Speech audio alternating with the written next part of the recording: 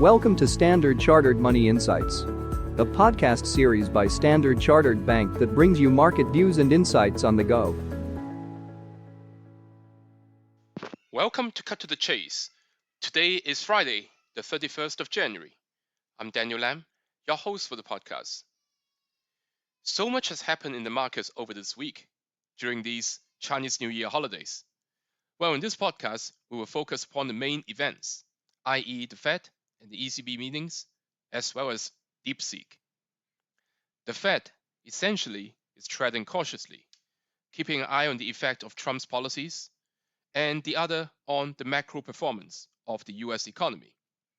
So the Fed held its key rate at 4.5%, with the statement characterizing unemployment as stable at a low level, while the prior statement said that labor market conditions had gradually eased. Now on inflation, the current statement said it remained somewhat elevated, versus having made progress to target in the prior statement. So risky assets were initially under some mild pressure because they took those as somewhat hawkish, but then Powell reiterated broad optimism that policy rates remain somewhat tight and inflation will gradually drift down and labor markets are not a source of inflation worry, leading to recovery in the key risky assets indicators because that shows that he's open to further rate cuts. Now, the following day, the ECB cut rates by 25 basis points.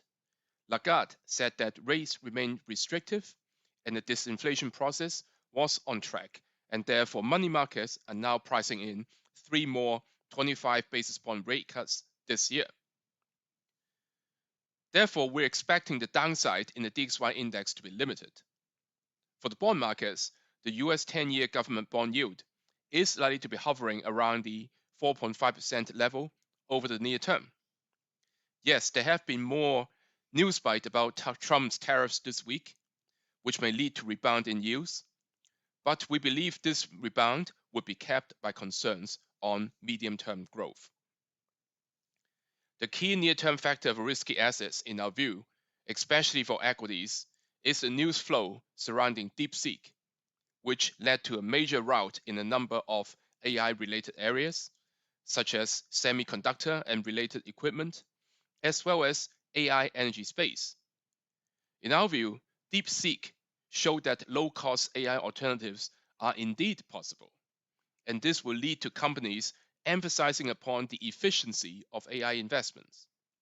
It would also lead to the high-cost producers to seek to concentrate upon development of the higher-end areas of AI, such as the physical AI areas. So all in all, we believe this is going to increase the quote-unquote size of the pie in the AI industry, which ultimately is positive for the long term. Therefore, our stance to buy on dips in the broader US technology and communication services sectors. However, in the near term, there is likely to be volatility ahead still in specific industries or stocks. Thus, investors should consider approach of scaling in to areas such as semiconductors. That is all from me for today. As always, if you enjoy this podcast, please don't forget to rate and like it. Thanks for listening, and we wish you a happy day ahead. Thank you for listening to Standard Chartered Money Insights, a podcast series by Standard Chartered Bank. For more details, visit Market Views on the Go on our website or click the link in the description.